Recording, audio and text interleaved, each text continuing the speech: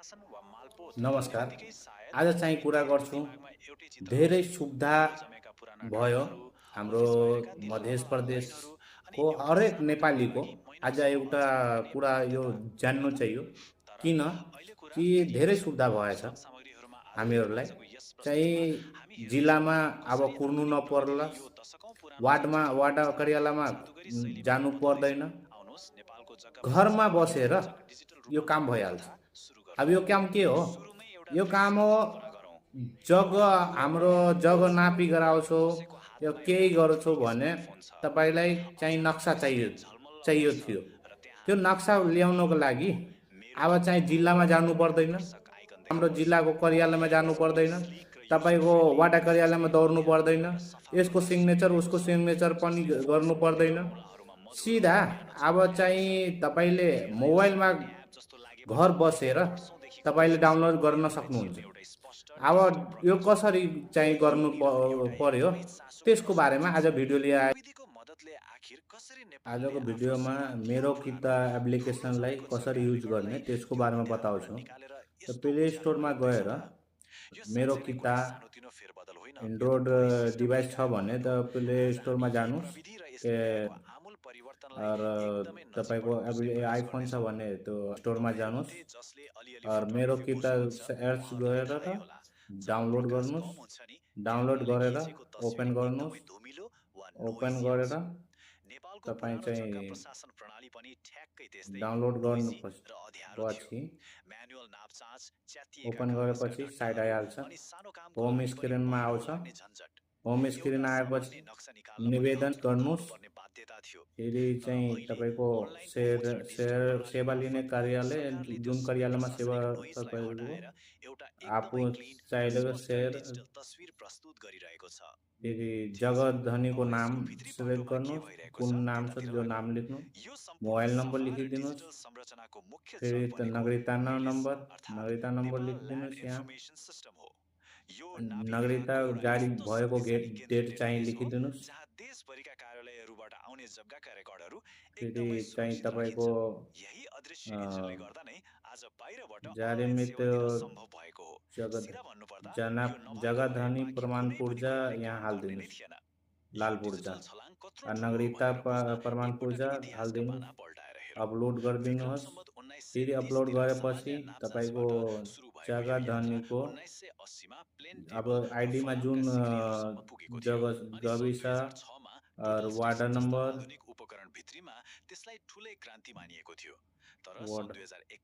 नक्सा seat number किता number plus चिन्हमा दबाइदिनुहोस्,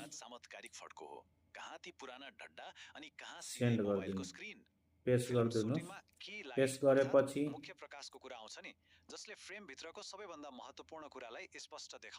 त्यहाँ पेस्ट भएर डन आउँछ, ओटिपी आउँछ। त्यो ओटिपी चाहिँ राख्नु होला, धेरै चाहिँ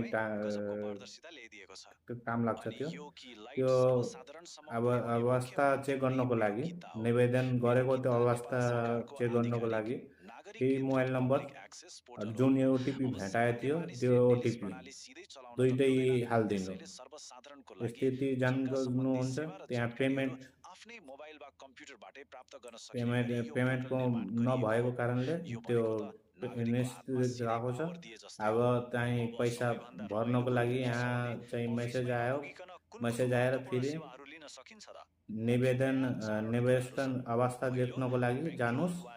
त्यहाँ चाहिँ फेरि मोबाइल नम्बर पहिले जस्तो मोबाइल नम्बर ओटिपी हालेर फेरि चाहिँ ओपन गरिहाल्नुहोस्। ओपन गरेपछि तपाईँलाई आइहाल्छ पेमेन्ट मेथड आइहाल्छ।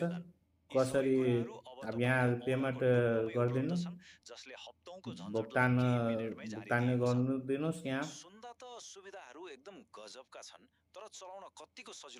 बैंक चुनेर कुन ब्याङ्कबाट गर्नुहुन्छ त्यो ब्याङ्क चोइस गरेर अब चाहिँ यो भाउचरको विद्युत भुक्तानी जो बिजुली भर्नुहुन्छ नि त्यसैबाट यो पनि भर्छ। अब कनेक्ट आइपिएसमा यो खल्तीमा या ई सेवामा कोही पनि एप्लिकेसनबाट भर्न सक्नुहुन्छ। चुज गरेर त्यहाँ एकाउन्ट हालिदिनुहोस्, हालेर तपाईँले पेमेन्ट गरिदिनुहोस्। पेमेन्ट भएपछि तपाईँलाई चाहिँ मेसेज आइहाल्छ। मेसेज आएपछि त्यो सक्सेसफुल भयो। अब चाहिँ तपाईँले मेसेज आउनको लागि इन्तजार गर्नुपर्छ।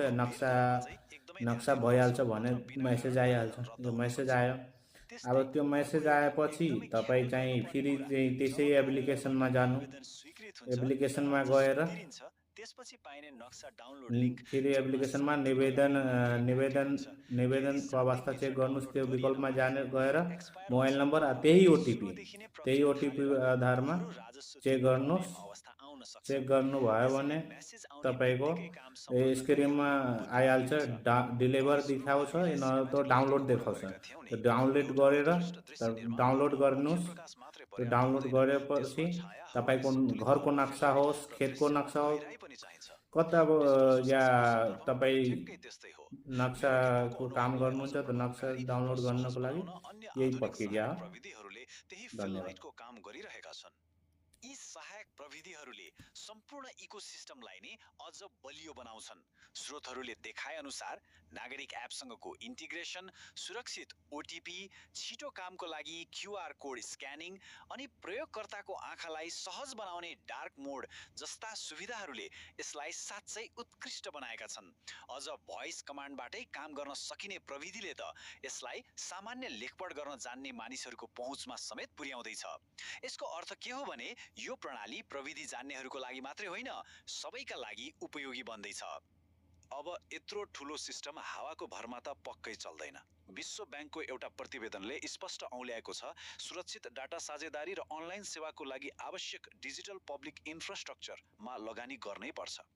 नेपालले पनि भरपर्दो सर्भर र सरकारको एकीकृत डाटा केन्द्र जस्ता पूर्वाधारहरूमा गरेको अन्तर्राष्ट्रिय स्तरको लगानीकै कारण आज यो प्रणाली टिकिरहेको छ र सर्वसाधारणले घरमै बसेर यति सहजै सेवा पाइरहेका छन्। र यसले एउटा कुरा चाहिँ उत्कृष्ट रूपमा छर्लङ्ग पार्छ। हामी त्यो पुरानो कागजी युगको शास्तिबाट कति पर आइसकेका छौं। एकातिर एउटै कामका लागि 4वटा अफिस धाउनु पर्ने पुरानो छरिएको प्रणाली थियो। अर्कोतिर अहिलेको यो इन्टिग्रेटेड इकोसिस्टम छ, जहाँ न्यायालय मेरो कित्ता र नागरिक एप एक आपसमा जोडिएर पूर्ण पारदर्शी र सुव्यवस्थित परिदृश्य निर्माण गरेका छन्। यो साँच्चै नै गजबको परिवर्तन हो। नेपालको डिजिटल पूर्वाधारले यसरी जग्गा प्रशासनको क्षेत्रलाई उज्यालो बनाइरहँदा एउटा एकदमै उत्साहजनक प्रश्न उठ्छ। अब प्रविधिले अन्य कुन सरकारी कामकाजका पुराना अध्यारोहरूलाई यसै गरी हटाउला त? मेरो कित्ता जस्ता सफल अभ्यासहरूले पक्कै पनि सुशासनको उज्जवल भविष्य